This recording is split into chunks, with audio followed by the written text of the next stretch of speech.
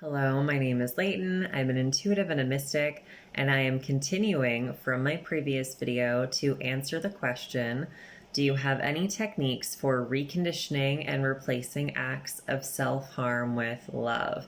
And I do feel like I still have a lot left to say on this topic. One of the things that I was going to say before my previous video cut off is that when I was in therapy, I learned a technique called the lesser of the two evils, and it's pretty much exactly what it sounds like. Whatever evil you are being faced with, whatever temptation, whatever is coming up as something that you want to do to yourself that you know isn't good.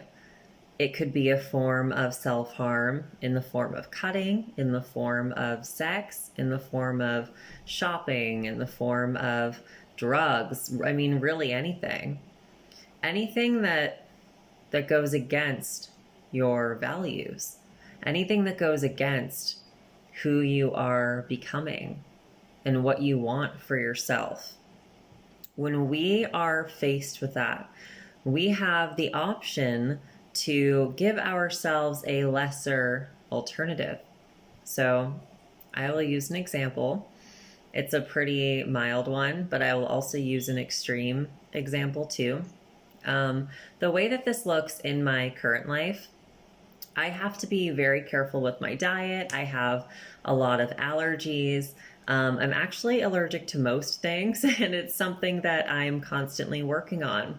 It can be really disappointing when I see other people eating things that I know that I can't enjoy because it would be dangerous for me.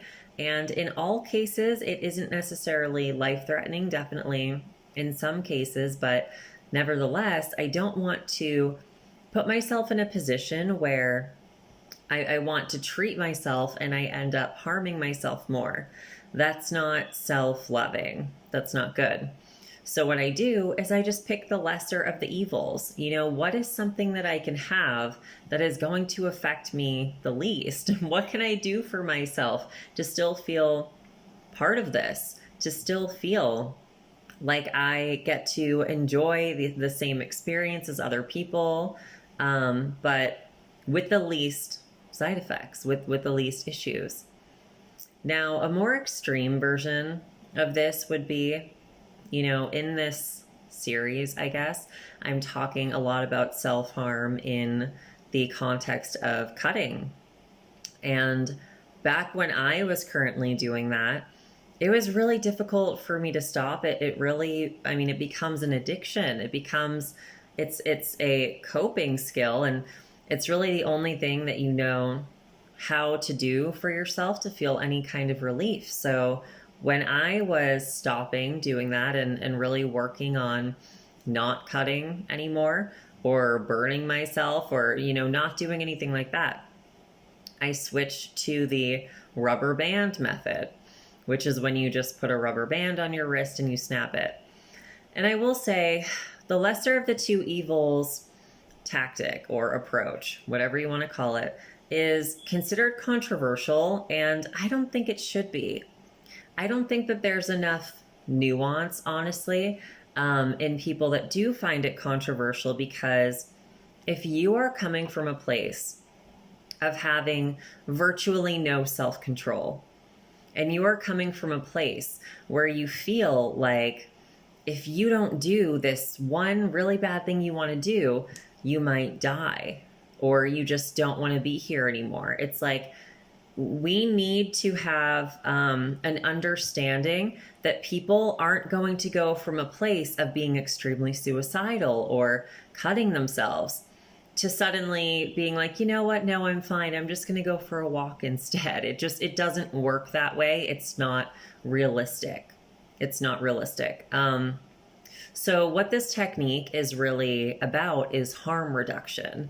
What we are trying to do is getting from a place of severe trauma, of severe darkness, and moving into a place of reducing harm in any way that we can.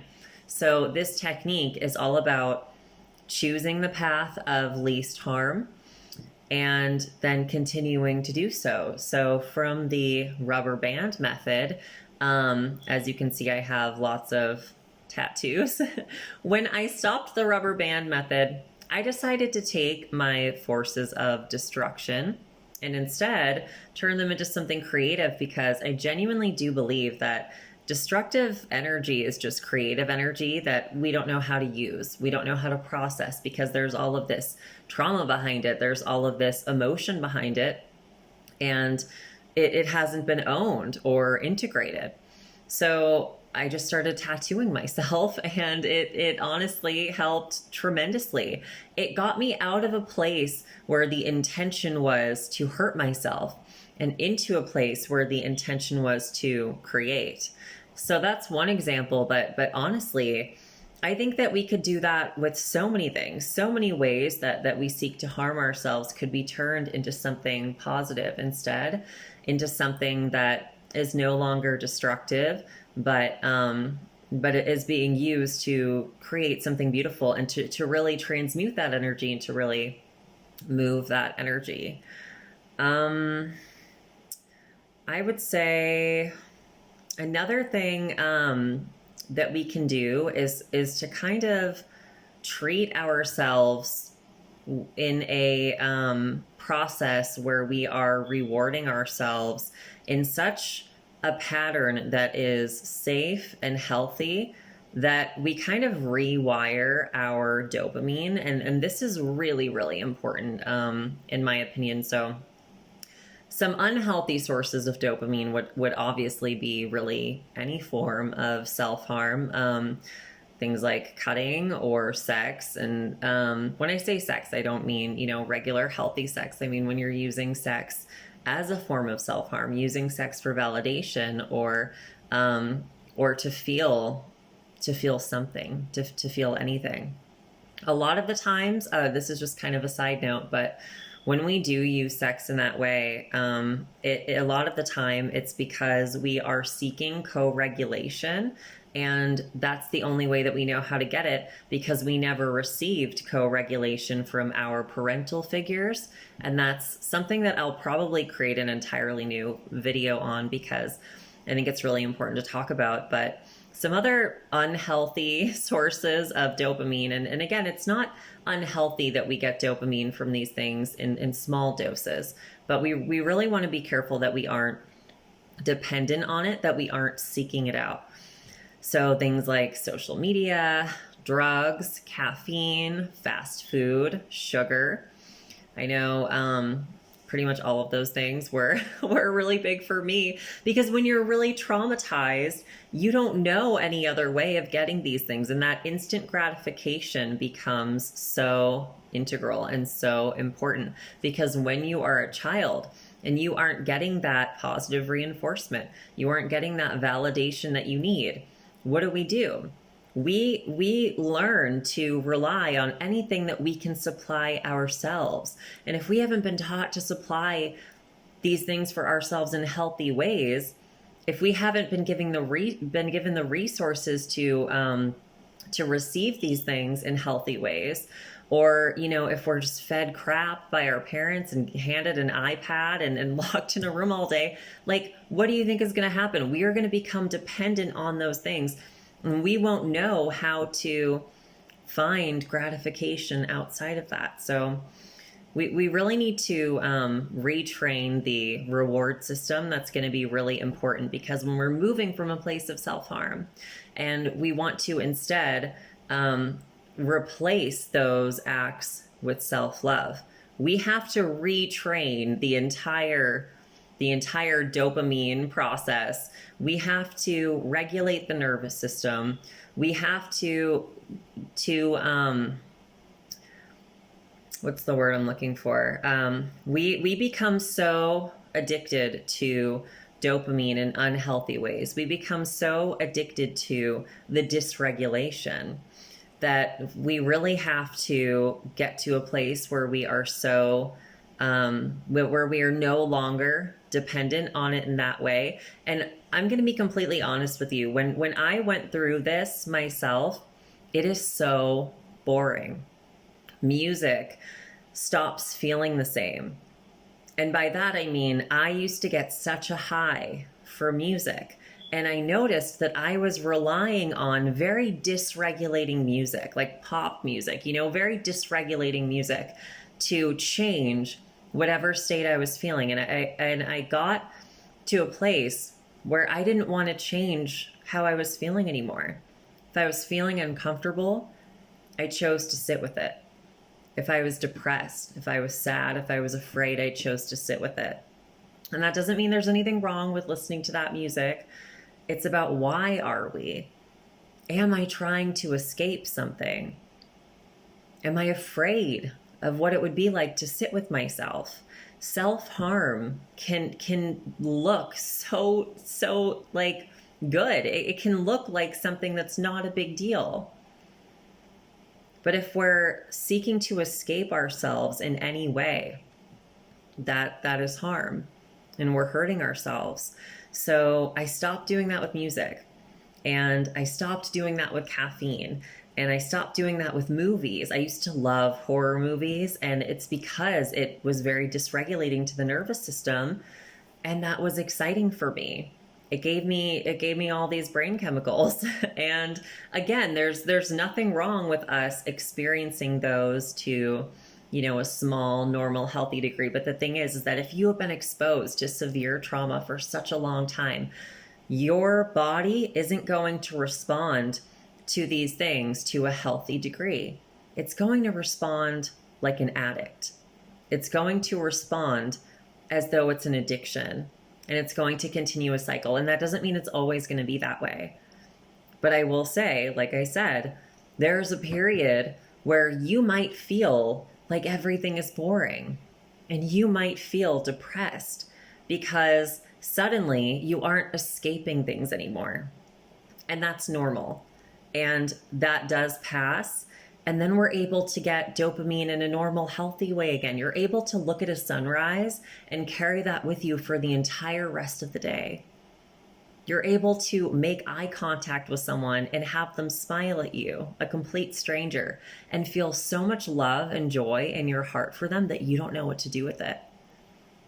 You're able to laugh with your partner or with your friends without feeling detached from the conversation or without feeling dissociated in some way. So we really need to reward ourselves in ways that are so healthy. We need to go for walks. We need to read fantasy novels. We need to have safe sex where we aren't escaping anything. We need to bake. We need to go watch the sunrise or go look at the stars at night. We need to reward ourselves in ways that are so loving and in ways that are so gentle. And I really think that makes a huge difference. And the last thing that I'm going to suggest with this is to incorporate so much play. Because when we are moving from a place of self-harm into a place of self-love, it really requires a certain childlikeness. It requires the ability to just have fun, the ability to take whatever these painful feelings are, and like I said, move from destruction into creation. So I'm an artist, for those of you who don't know, and I mainly paint, but I do a lot of mixed media too, and I love playing with clay or Play-Doh or even knitting, anything like that. And I have found that keeping my hands busy with stuff like that really, really helped me in the beginning. I mean, you could have Play-Doh, kinetic sand, yarn, you could be knitting, you can be crocheting, whatever it is. When that urge comes up, the urge to harm yourself, turn around and build something with Play-Doh, or knit something for yourself or for someone that you love, or even bake something. Do something creative that is also very playful, something that is going to move you into that inner child state. Because I think that play is so healing. And I think that when we are in that inner child state, it really positions us to be able to forgive ourselves. It positions us to be more gentle with ourselves, to have more grace for ourselves. So, yeah, that's all I would say about that. Um, Thank you guys so much for these questions. I had a lot of fun answering them. I really hope you found it helpful. And thank you for spending time with me again.